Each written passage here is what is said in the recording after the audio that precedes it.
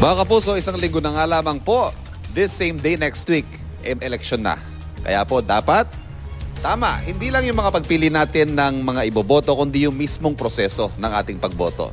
At para malaman po natin ano ba yung tamang proseso ng pagboto, makakausap po natin si Ma'am Erna Malinaw, siya po ang Public Relations Chief ng COMELEC. Tuturuan niya tayo, i-walkthrough na tayo sa magiging proseso ng pagboto sa darating na Lunes. Magandang umaga po. Magandang umaga po. Magandang umaga sa mga kapuso. At syempre, para ipakita natin, meron din tayong mga botante. Magandang umaga po sa inyo, mga minamahal nating botante. Unahin po natin, Madam, ang pag-initialize sa tinatawag ng ating PCOS machine. Ano ba yung ibig sabihin ng initialization at bakit ito mahalaga? Mahalaga po, thank you for the question, mahalaga po yung initialization natin kasi dito po sa Pilipinas, especially sa atin, kailangan ina-assure natin yung public that there is nothing in the PCOS that's recorded, na nakastore po dyan bago po mag-open ng voting o magsimula ang botohan at ipasok ang mga balota ng mga botante po natin. Ang gagawa po ng initialization ay? Ang PCOS po. Oo. Sino po ang gagawa ng initialization? Ang mga BEIs po, Board of Election Inspectors, yung mga public school teachers po natin, when they open the PCOS, after they have inserted and pinned in their personal identification numbers, ay meron po na nakalagay na initialized vote counters na tinatawag po natin na nakikita dito sa screen na magsasagawa po ng initialization report. Once we press this, okay, we go back because ito po yung nagkano niya. Ipipress po natin siya. Mag-a-ask po siya ng mga pin. Ako, nakikita na nila yung pin. Yung pin po na yan ay manggagaling sa COMELEC? Apo. Ibibigay sa mga BEIs Binibigay natin. po natin isa-isa sa mga BEIs yan. And then nag-i-initialize na tayo ng vote. Nagsasabi po dyan ng screen, initializing vote counts. Results have been zeroed. Yan po ang ating assurance na walang preloaded na data. So that everybody can see all of the names of the candidates that's also in the ballot, nandito po yan lahat. The only difference is, lahat po yan zero. Ito hong pag-initialize natin, nasasaksihan po ito ng mga watchers, ng mga representative ng mga partido. Because this is done before 7 o'clock in the morning in the presence of watchers, political party representatives, and the general public. Also the voters who are about to vote na nakapila na po dyan sa labas. Naka-print out po yan. Lahat po yan ng mga results for each of the candidate. Lahat po yan ay nakalagay zero. That's why we also call the initialization report as the zero report. Okay, itong zero report, malinaw, walang laman ang PCOS machine natin. I-discuss po natin ngayon ang balota. Assuming nandun po kayo sa tamang presinto, nakita nyo ang pangalan nyo sa labas, pumasok kayo, lumapit sa BEI, bibigyan po kayo nito.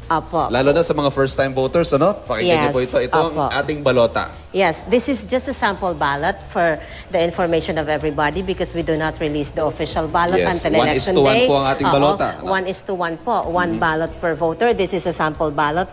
It contains the date of the elections right now, the barangay and the city or municipality, the province, the ballot ID that is very specific to the PCOS and also the clustered precincts because we have now a clustered precinct. So two sides po yung balota natin? Two sides po. This side is for the national positions and this side for the local positions. Okay.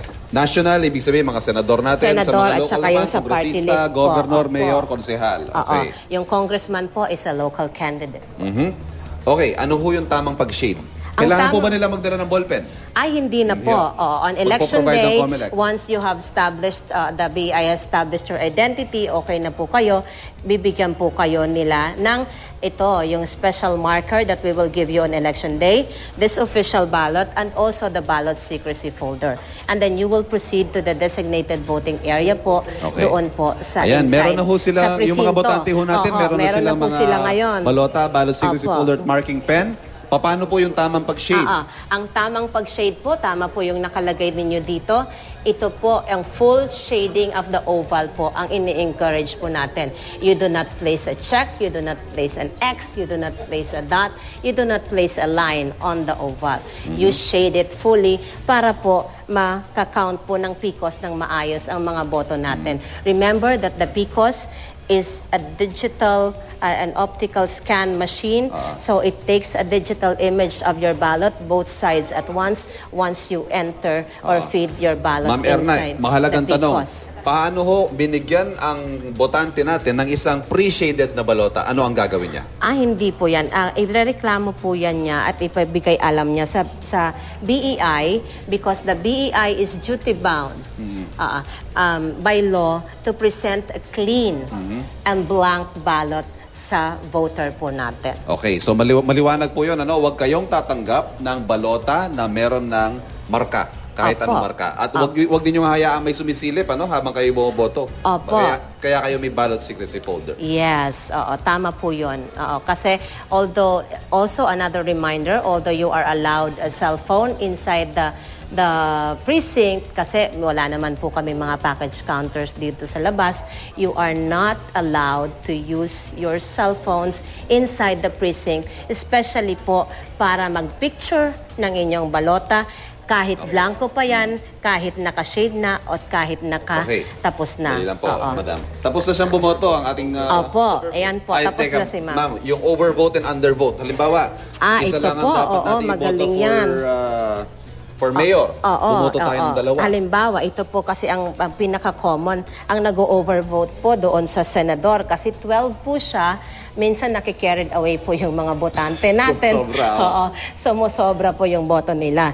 Please read before shading. Halimbawa, itong senator vote for 12.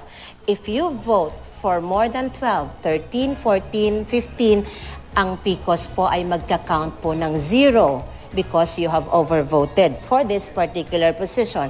But if you vote for only 12, 11, 10, 9, 8, up to 1, the PCOS will count accordingly. Pwede mag-undervote, wag po mag-overvote para po hindi masayang ang ating boto. Pero yung mga boto po sa ibang posisyon... But for the other positions, so long as you did not overvote, they remain valid and they will be counted accordingly by the PCOS. Your ballot is not invalidated just because you overvoted in one position. Mga kapuso, sana po maliwanag sa atin yun, Ingatan po natin ang ating balota at ingatan din natin ang ating pagboto mismo. Paano po ang paglalagay ng balota sa PCOS machine? Magboto, i-feed na lang po niya ang kanyang balota sa PCOS. Meron po bang specific na orientation yan? Sandali lang po, ma. Ito na po, hindi na po siya kasi nag-shishi. Ayan. Dito po, ibig sabihin that the PCOS machine is now ready to accept your ballot. Now, you can feed now your ballot po, ma'am. Ayun. There. Once the ballot is fed, the PCOS automatically takes a picture of it, a digital image, both sides at once, because that's the most pure form pa niya. Ayun. Wala pang nakakatouch ng kanyang ballot, kundi yung voter lang po. Ito pa. Next ballot, please. Next ballot. Manonotice po ninyo, mayroon pong ballots cast 1, nagka-count po yung PCOS ng physical ballot pa lang po. Hindi pa po boto ang kinakount po dyan. Ito hong mensahe nga abangan ninyo sa screen. Meron dyan, congratulations. Your vote has been registered. Mamaya po, bibilangin ng PCOS machine at bibilangin din natin manually ang naging resulta ng ating mock elections dito sa studio ngayong umaga.